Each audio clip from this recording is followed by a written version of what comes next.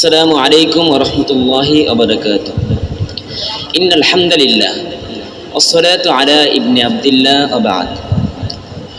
শতবর্ষী ইসলামী ঐতিহ্যের লালন কেন্দ্র জামিয়া মাদানিয়া বাড়িধারা কর্তৃক আয়োজিত আজকের এই সেমিনারের সম্মানিত অতিথিবৃন্দ ও উলামায়ে কেরাম ও আমার সামনে উপস্থিত ছাত্র ভাইয়েরা, সবাইকে জানাই আন্তরিক শুভেচ্ছা ও অভিনন্দন।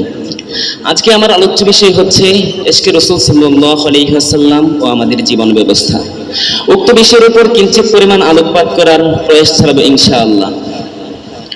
তোমার মতে তোমার পথে আমি নির্ভয়ে চলার শপথ নিলাম, কি হবে তাতে লিখে দিও কাফনে, আমি মুহাম্মদের প্রেমিক ছিলাম। সুধী, মুহাম্মদ একটি ফুল যার সুবাসে আমরা সুবাসিত। মুহাম্মদ একটি সানাই যার শ্রুতিমধুর আওয়াজে আমরা মুখরিত। মুহাম্মদ একটি চাঁদ যার আলোয় আমরা আলোকিত। সুধী, ওই নবী মুহাম্মদকে ভালোবাসবো না তো কাকে ভালোবাসবো? যাকে ভালো না বাসতে পারলে পরিপূর্ণ মুমিন হতে পারবো না।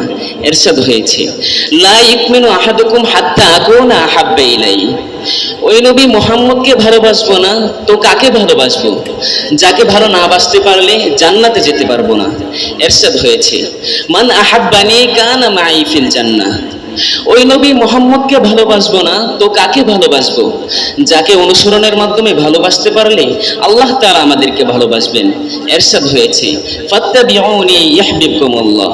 সুধী, ইশকে নবীর পূর্ণ প্রমাণ দিয়েছিলেন সাহাবায়ে কেরামরা। উহুদের প্রান্তরে যখন চতুর্দিক থেকে তীরগুলো ছুটে আসছিল রাসূলের দিকে, তখন সেই সমস্ত তীরগুলোকে হযরত তালহা রাদিয়াল্লাহু তাআলা আনহু নিজের বুকে পেতে নিচ্ছিলেন। তীরের আঘাতে তার শরীর ক্ষত বিক্ষত হয়ে যাচ্ছিল, তারপরও তিনি নবীজিকে ছেড়ে একটি মুহূর্তের জন্য পিছু হটেননি।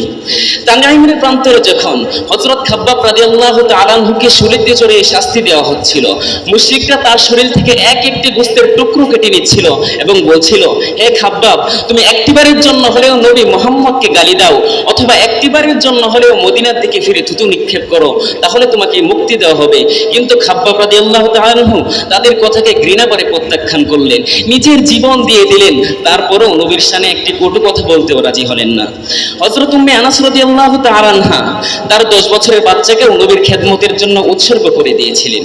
প্রিয় উপস্থিতি, সাহাবায়ে কেরামগণ নবীর ইশকে নিজের পরিবার বিসর্জন দিয়েছেন।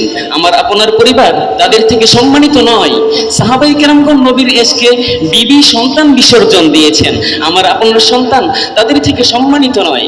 কাজেই নবীর ইশকে নিজের পরিবার বিসর্জন দেওয়া লাগতে পারে, লা উবালি। নিজের সন্তান বিসর্জন দেওয়া লাগতে পারে, লা উবালি। এমনকি নিজেকেও বিসর্জন দেওয়া লাগতে পারে, লা উবালি। সুধী, পশ্চিমা বিশ্বে একটি স্লোগান প্রচলিত রয়েছে, aim of life, love live love. অর্থাৎ জীবনের উদ্দেশ্য হলো হেসে খেলে বেঁচে থাকা, প্রেমিকাকে ভালোবাসা। আমি বলি, কোনো মুমিন এই স্লোগানের সাথে একাত্মতা পোষণ করতে পারে না। কেননা মুমিনের স্লোগান হবে আল হুব্বু ফিল্লাহ, আল হুব্বু ফিল্লাহি ওয়া রাসূলি। মুমিন প্রেমিকাকে নয়, বরং নিজের জীবনের চেয়েও বেশি ভালোবাসবে আল্লাহ ও তার রাসূলকে। কাজেই আসুন আমরা নবী করিম সাল্লাল্লাহু আলাইহি ওয়াসাল্লামকে যদি ভালোবাসতে চাই, তাহলে নবীজির সুন্নতকে জীবনের প্রতিটি পরতে পরতে বাস্তবায়ন করি এবং তার সুন্নতের মাধ্যমে আমরা পূর্ণ আদর্শ জাতি হিসেবে প্রতিষ্ঠিত হই এবং তাকেই অনুসরণ করি। তাই পরিশেষে কবির কণ্ঠে কণ্ঠ মিলিয়ে বলতে চাই, নবী কো জো চাহে খুদা কর দেখায়ে, ওলিয়ো কা রতবা নবী সে বরায়ে, নসরুম মিনাল্লাহ ওয়া ফাতহুন করিম।